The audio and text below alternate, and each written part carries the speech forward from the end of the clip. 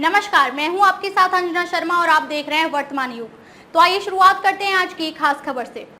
उपचुनाव में भी भीतरघात ने बढ़ाई भाजपा की टेंशन। इन 3 सीटों पर अपनों ने ही की मुखालफत, होगा बड़ा नुकसान।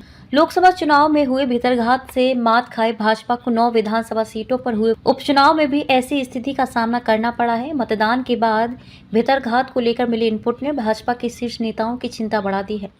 अब पार्टी स्तर पर इस बात का आकलन किया जा रहा है कि इससे कितना नुकसान हुआ है। भीतरघातियों को चिन्हित भी किया गया है। कुंदरकी, कटेहरी और फूलपुर में भीतरघात की सबसे ज्यादा शिकायतें मिली हैं।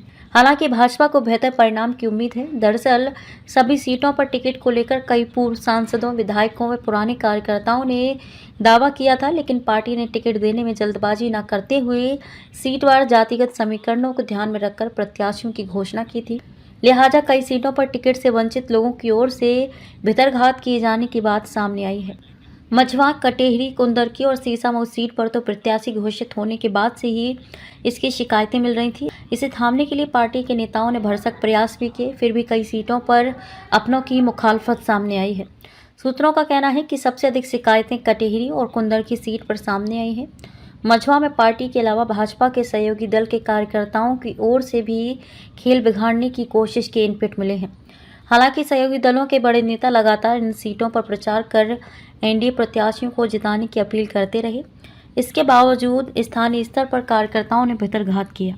लोकसभा चुनाव में भी हुआ था नुकसान। मनमाने तरीके से प्रत्याशियों के चयन पर लोकसभा चुनाव में भी भाजपा में भीतरघात से भाजपा को भारी कीमत चुकानी पड़ी थी। सभी 80 सीटों का जीत का दावा करने वाली भाजपा मात्र 36 सीटें ही जीत पाई थी।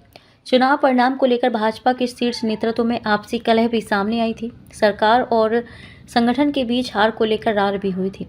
ऐसी स्थिति अब उपचुनाव में भी देखने को मिली है। इसलिए माना जा रहा है कि अपेक्षा के मुताबिक परिणाम नहीं आए तो फिर भाजपा के भीतर आरोप प्रत्यारोप देखने को मिल सकते हैं।